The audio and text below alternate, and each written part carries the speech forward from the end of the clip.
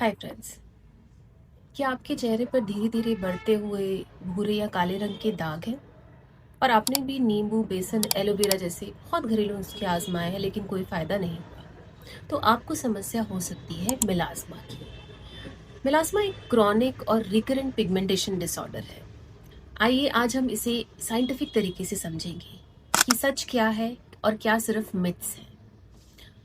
मिलाज्मा एक hyper pigmentation disorder है जिसमें आपके चेहरे पे सिमेट्रिकली ब्राउन पैचेस होते हैं। कॉमनली चीक्स पे, फोरहेड पे और अपर लिप पे ये ज़्यादातर देखने को मिलता है।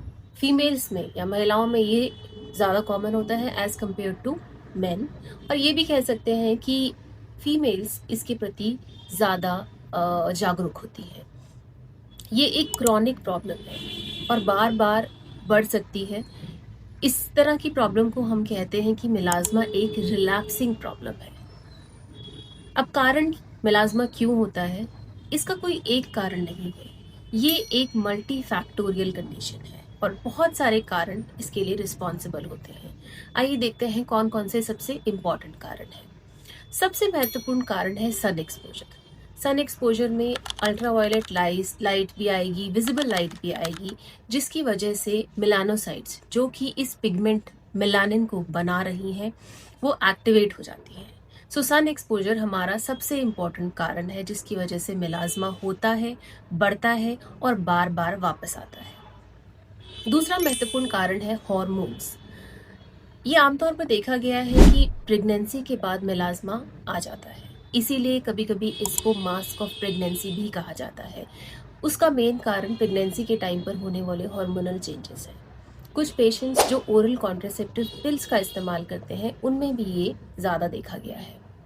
तीसरा महत्वपूर्ण कारण है जेनेटिक टेंडेंसी। अगर आपकी फैमिली में आपकी मदर को या आपकी सिस्टर्स को मेलाज्मा है तो आपको इसके होने के चांसेस थोड़ा बढ़ जाते हैं। अगर आपकी स्किन पे कुछ इन्फ्लेमेशन हुआ है, अगर आपकी स्किन सेंसिटिव स्किन है और आपने कुछ ऐसे प्रोडक्ट्स इस्तेमाल किए हैं जिसकी वजह से स्किन में सूजन आई है, तो जब वो सूजन ठीक होती है तब वो पीछे पिगमेंटेशन छोड़ जाती है जो मिलाज्मा की तरह दिखता है। एक और इम्पॉर्टेंट अहम कारण है न्यूट्रिशनल डेफिशिएंसीज। महिलाओं में एनीमिया, जिसे हम खून की कमी कहते हैं या हीमोग्लोबिन कम होना कहते हैं, उसकी वजह से मिलाज्मा ज़्यादा पक्का हो जाता है। इन पेशेंट्स में देखा गया है कि फेरेटिन और आयरन के स्टोर्स बहुत कम होते हैं। इसका साइंटिफिक एक्सप्लेनेशन ये है कि आयरन डेफिशिएंसी से सेलुलर मेटाबॉलिज्म और मेलानोसाइट के काम पे असर पड़ता है। ऑक्सीडेटिव स्ट्रेस हमारे शरीर में बढ़ जाता है जिसकी वजह से पिगमेंटेशन बढ़ जाती है। इसीलिए कुछ पेशेंट्स में मेलाज्मा सिर्फ एक स्किन प्रॉब्लम नहीं है बल्कि इंटरनल न्यूट्रिशनल इम्बैलेंस से भी जुड़ा हो सकता है। इसकी पहचान कैसे करें? आप आमतौर पे सिमेट्रिकली पैचेस देखेंगे, दोनों तरफ सेम तरह के पैचेस आपको दिखते हैं। ऐसा भी महसूस कर सकते हैं कि जैसे आप धूप में ज़्यादा रहते हैं तो ये डार्क हो जाते हैं। धीरे धीरे इनका साइज और डार्कनेस बढ़ते जाती है। कभी कभी पिगमेंटेशन हम एक्ने के मार्क्स के बाद भी देखते हैं, उसको हम कहते हैं पोस्ट इन्फ्लेमेटरी हाइपर पिगमेंटेशन। ये मार्क्स मिलाज्मा के मार्क्स से थोड़ा सा अलग होते हैं और कभी कभी हमें एक डर्मेटोलॉजिस्ट से सलाह भी लेनी पड़ सकती है ताकि हम इन दोनों में अंतर कर सकें। आइए अब जानें कि कौन कौन सी होम रेमेडीज आमतौर पे पेशेंट्स यूज़ करते हैं और उनके पीछे की साइंटिफिक सच्चाई क्या है।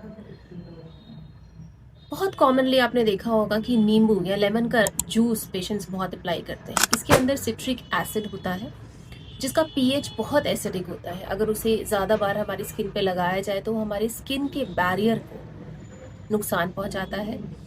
बार बार इरिटेशन होने से पोस्ट इन्फ्लेमेटरी हाइपर पिगमेंटेशन का चांस बढ़ जाता है जिससे मिलाज्मा बेहतर होने की बजाय खराब हो जाता है। तो लेमन जूस ना अप्लाई करना हमारे लिए फ़ायदेमंद होगा। दूसरा एक कॉमन हमारे घरेलू किचन में मिलने वाला प्रोडक्ट है बेसन। बेसन को हम पॉपुलरली एक उपटन के तौर से यूज़ करते हैं। बेसन से थोड़ा सा क्लिनजिंग इफेक्ट आता है बिकॉज वो एक माइल्ड एक्सफोलिएंट की तरह काम करता है, डेड स्किन की लेयर को हटा देता है। लेकिन मेलानिन प्रोडक्शन, मेलानिन ये हम जानते हैं कि मेलानिन मेलानोसाइट्स बना रही है। मेलानोसाइट स्किन में बहुत डीप है, वहाँ तक बेसन पहुँच नहीं पाता, इसलिए मेलानिन प्रोडक्शन पर इसका कोई डायरेक्ट इफेक्ट नहीं होता।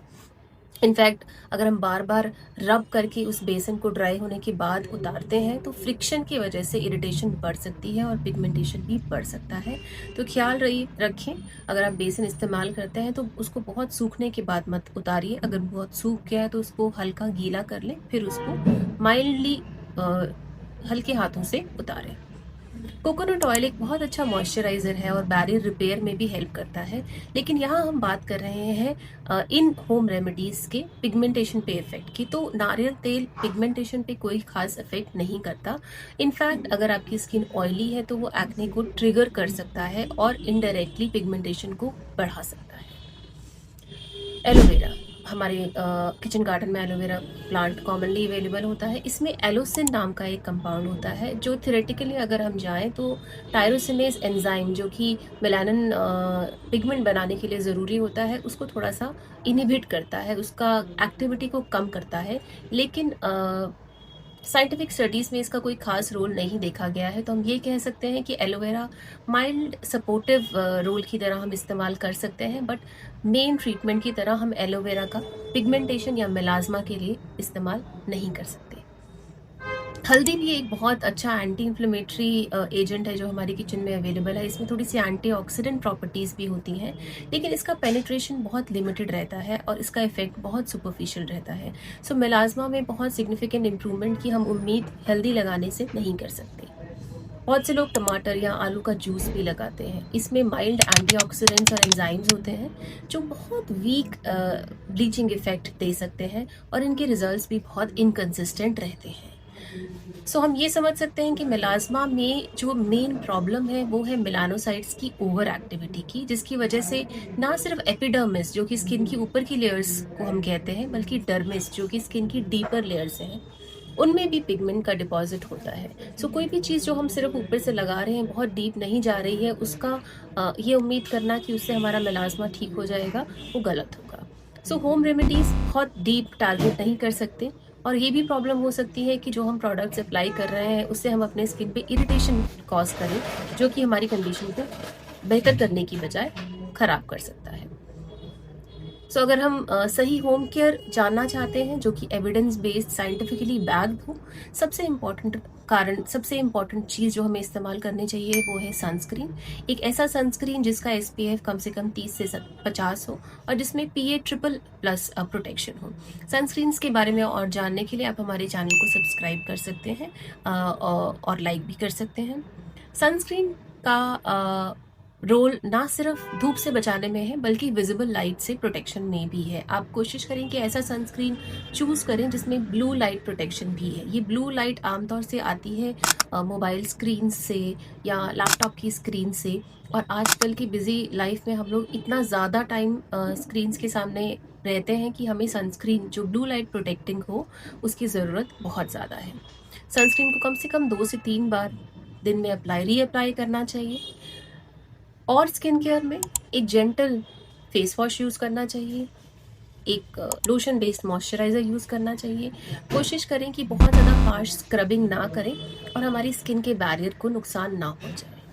कौन से मेडिकेटेड प्रोडक्ट्स हम यूज़ कर सकते हैं जिसे हमें सिर्फ और सिर्फ एक डर्मेटोलॉजिस्ट के गाइडेंस के अंदर ही यूज़ करना चाहिए।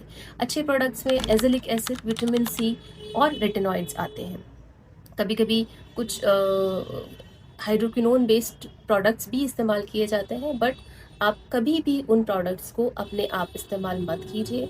हमेशा एक क्वालिफाइड डर्मेटोलॉजिस्ट से सलाह लेकर ही उनका इस्तेमाल कीजिए। अगर हम कुछ प्रोसीजर्स की बात करें, केमिकल पील जिसमें ग्लाइकोलिक एसिड या फिनोल या फिर रेटिनॉइड बेस्ड पील्स आते हैं, उनके भी रिजल्ट्स अच्छे रहते हैं अगर सही सलाह से किया जाए। लेज़र्स कभी कभी हम सिलेक्टेड केसेस में यूज़ करते हैं, पर लेज़र का रिजल्ट्स मेलाज्मा में बहुत वेरिएबल रहता है। स्किन टाइप को जानकर ही हम इसका डिसीजन ले सकते हैं कि लेज़र किसी पेशेंट के मेलाज्मा में इम्प्रूवमेंट करेगा या नहीं करेगा। एक बात जो हमेशा हमें याद रखनी चाहिए, मेलाज्मा एक लॉन्ग टर्म कंडीशन है जिसके लिए लंबा ट्रीटमेंट चाहिए होता है। आइए देखें कुछ कॉमन मिथ्स। पहला मिथ हमने ये जान ही लिया है कि घरेलू नुस्खों से मेलाज्मा ठीक नहीं हो सकता है कि टेम्प्रेरी इम्प्रूवमेंट हो, लेकिन लॉन्ग टाइम के लिए अगर हम चाहते हैं कि हमारे मेलाज़्मा में इम्प्रूवमेंट हो, तो हमें प्रॉपर डर्मेटोलॉजिस्ट से गाइडेंस लेकर ही अपना ट्रीटमेंट प्लान तैयार कराना चाहिए।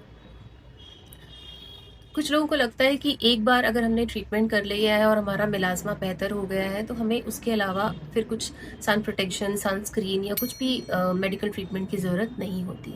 लेकिन मेलाज़्मा एक रिलैप्सिंग कंडीशन है। अगर हम ट्रीटमेंट बंद कर देंगे, धूप से बचाव नहीं करेंगे, अपनी डाइट का ध्यान नहीं रखेंगे, तो बहुत चांसेस है कि ये वापस आ जाए। कुछ लोगों को ये लगता है कि अगर हम स्क्रब करेंगे तो हमारे ये दाग हल्के हो जाएंगे, क्योंकि स्किन की ऊपर की लेयर जिसके अंदर पिगमेंट बढ़ गया है वो निकल जाएगी। ये करना हमारे लिए बहुत नुकसानदेह हो सकता है, क्योंकि इससे हम अपनी स्किन में इरिटेशन करेंगे, और इरिटेशन से इन्फ्लेमेशन या सूजन होती है, और सूजन जब भी ठीक होती है, स्पेशली हमारी इंडियन स्किन में, वो सूजन पिगमेंटेशन के साथ ठीक होती है। तो हम मेलाज़्मा को कम करने की जगह बढ़ा देंगे।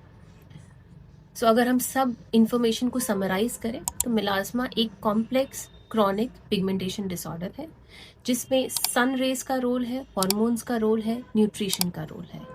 होम रेमेडीज़ पर, केवल होम रेमेडीज़ पर भरोसा करना हमारे लिए नुकसानदेह हो सकता है। सही ट्रीटमेंट के लिए हमें सन प्रोटेक्शन चाहिए, हमें मेडिकल थेरेपी चाहिए, और चाहिए बहुत सारा पेशेंस, बहुत सारा गाइडेंस जो एक क्वालिफाइड डर्मेटोलॉजिस्ट ही हमें दे सकता है।